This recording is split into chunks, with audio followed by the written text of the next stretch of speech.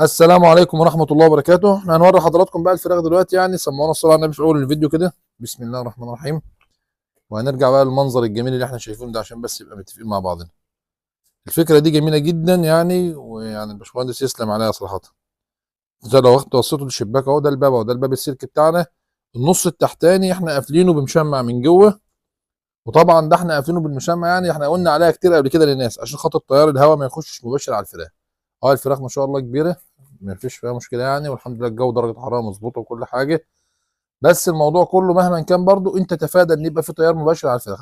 سي هيت بقى، رحت مشوار اي حاجه تفتح وتخرج، يبقى انت عندك ده مقفوله زي ما انتم شايفينها كده. دي اول حاجه هنوريها لكم اهي. الفراخ بقى بالصلاه على النبي كده هنفتح ونخش. بسم الله الرحمن الرحيم اهو. عشان بس لما بنقعد نقول للناس يا جماعه التيار الهواء المباشر، التيار الهواء المباشر، طبعا الشباك ده الفتحه البحري اللي موجوده عندنا هنا. شفت احنا مضايقينها قد ايه؟ يعني تقريبا فتحه بسيطه جدا المفتوحه منها، والباقي ده كله مقفول زي ما انتم شايفينه كده يعني. اللهم صل على النبي. برضه عشان خاطر نقلل من حده او من سرعه الهواء اللي داخل. انا عايز اهوي، يبقى هوي كده، هو الجزء ده اللي انا عايزه.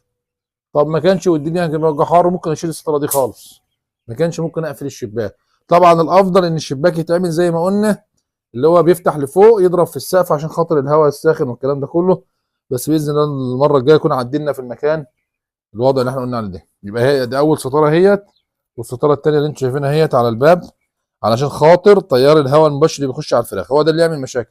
انما الهواء يخش من فوق يخش من اي حته مفيش مشكله خالص، بيكون اختلط بالهواء سخن. ديت الفكره اللي كنا بنتكلم فيها قبل كده في التهويه في مكان تاني. الهواء اهو في العالي عم يخش هو بيطلع هنا يضرب. بص انت حتى لو بصيت على المشمع اللي معمول في السقف، بس ان الهواء ضارب فيه كله عمال يضرب وبيعمل كيرف وبينزل، على الاقل يعني بيقلل من حدته. وطبعا يا جماعه عشان نبقى متفقين، احنا الايام اللي احنا فيها ديت النهار الحراره عاليه، ممكن بالليل نلاقي الحراره ايه بتقل والكلام ده كله، فالتوسيع بدري بيكون كويس. ما شاء الله انتم شايفين ما شاء الله الدنيا اهي، ما عادش في بقى لا في ستاره ولا في اي حاجه. وسعنا بدري، الفرخ واخد راحته، تلاقي الفرخ بيتحرك معاك وياكل ويشرب والدنيا تمام، وده كله كويس. بالاضافه كمان بقى ان احنا هنا ايه، لو دي حصلت مع الناس، وفي ناس كتير بتبقى تربيها يعني الكميات الصغيره دي تنفع معاهم، انما الكميات الكبيره مش هينفع. انت لو حسيت ان النشاره اللي عندك مش مساعداك وعامله لك ريحه وعامله مشاكل، غير الفرشه كلها خالص وريح دماغك، مفيش اي مشكله خالص. هي التكاليف كلها لا تذكر يعني بالنسبه للتربيه. طبعا في التربيات الكبيره مش هينفع الكلام ده، لان تكاليف النشاره والحاجات دي بتبقى غاليه جدا، يعني بتكلف مبالغ كبيره.